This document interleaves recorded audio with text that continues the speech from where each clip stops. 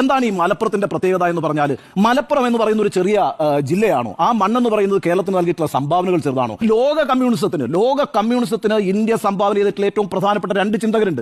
ആ രണ്ട് ചിന്തകരും വന്നത് മലപ്പുറത്തുനിന്നാണ്. ഒരാൾ EMS നമ്പൂതിരിപ്പാടാണ് അദ്ദേഹത്തിന്റെ പേര്, കേരളത്തിന്റെ ആദ്യത്തെ മുഖ്യമന്ത്രിയായിരുന്നു, മലപ്പുറംകാരനാ. എലങ്കളം മനയാണ് അദ്ദേഹത്തിന്റെ ദേശം എന്ന് പറയുന്നത്, അദ്ദേഹത്തിന്റെ കുടുംബം എന്ന് പറയുന്നത്. പിന്നെ ഒരാൾ K ദാമോദരനാണ്. നമ്മളൊക്കെ ഇപ്പൊ ഇവിടെ സംസാരിക്കുന്ന മലയാള ഭാഷയാണല്ലോ അല്ലെ?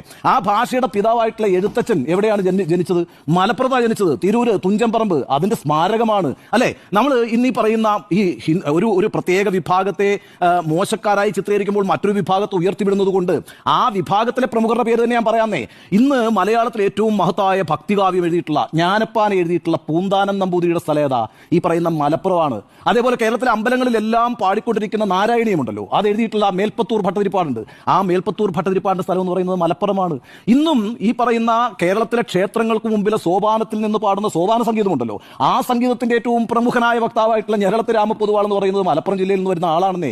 അതുപോലെ തന്നെയാണ് മലയാളത്തിന്റെ കവിത്രയങ്ങളിൽ ഏറ്റവും പ്രധാനി ആരാ? കുമാരനാശാനാണല്ലോ. കുമാരനാശൻ SNDP യോഗത്തിന്റെ ആദ്യത്തെ ജനറൽ സെക്രട്ടറിയാണ്. ആ കസേരയിലാണ് കേട്ടോ വെള്ളാപ്പള്ളി നടേശൻ ഇരിക്കുന്നത്. വെള്ളാപ്പള്ളി നടേശൻ കുമാരനാശാന്റെ പിൻഗാമി കൂടിയാണ്. എന്ന് മാത്രമല്ല, കുമാരനാശാനേക്കാൾ കൂടുതൽ കാലം ഈ SNDP യോഗം ജനറൽ സെക്രട്ടറി ആയിട്ടിരിക്കാൻ ഭാഗ്യം കിട്ടിയിട്ടുള്ള ഒരാൾ കൂടിയാണ് വെള്ളാപ്പള്ളി നടേശൻ. അദ്ദേഹം കുമാരനാശാന്റെ പിൻഗാമി ആയതുകൊണ്ട് തന്നെ ഈ ചരിത്രവും നമ്മുടെ സംസ്കാരവും ഒക്കെ അറിഞ്ഞു വെക്കുന്നത് നല്ലതാണ്. കുമാരനാശാനൊപ്പം തന്നെ തലയെടുപ്പോടുകൂടി കേരളം കാണുന്ന കവിത്രയങ്ങളിൽ ഒരാളാണല്ലോ വള്ളത്തോൾ നാരായണ മേനോൻ. അദ്ദേഹത്തിന്റെ സ്ഥലം എന്ന് പറയുന്നത് മലപ്പുറമാണ്.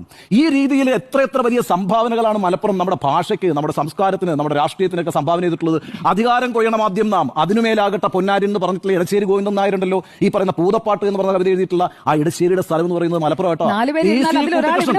അതെ, PC കുട്ടിക്കൃഷ്ണൻ എന്ന് പറയുന്ന ഉറൂബ് എന്ന് പറയുന്ന മലയാള നോവൽ സാഹിത്യത്തിലെ ഏറ്റവും മികച്ച സംഭാവനകൾ നൽകിയിട്ടുള്ള എഴുത്തുകാരിൽ ഒരാളായിട്ടുള്ള ഉറൂബിന്റെ സ്ഥലമാണ് ഈ പറയുന്ന എന്താ പറയാ മലപ്പുറം എന്ന് പറയുന്നത്.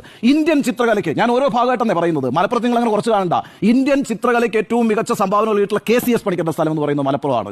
അതേപോലെ തന്നെ എന്റെ സഹപ്രവർത്തനായിരുന്നു കേട്ടോ, ഞാൻ ഒരുമിച്ച് വർക്ക് ചെയ്തിട്ടുള്ളതാണ് ആർട്ടിസ്റ്റ് നമ്പൂരി. വരയുടെ തമ്പുരാൻ എന്നാണ് അദ്ദേഹത്തെ വിളിക്കുന്നത്. ആർട്ടിസ്റ്റ് നമ്പൂരി. ഞാൻ അദ്ദേഹത്തിന്റെ വീട്ടിൽ പോയിട്ടുണ്ട്, പൊന്നാനിയാണ് വീട്, മലപ്പുറത്തുകാരനാണെന്നേ. ഇന്നും കേരളത്തിൽ ഏറ്റവും കൂടുതൽ ആളുകൾ ബലിതർപ്പണം നടത്തുന്നത് എവിടെയാണ്? തിരുനാവായിലാണ്. ആ തിരുനാവായ എന്ന് പറയുന്നത് മലപ്പുറത്താണ്. മലപ്പുറത്തിന് അങ്ങനെ വലിയ ചരിത്രമുണ്ട്.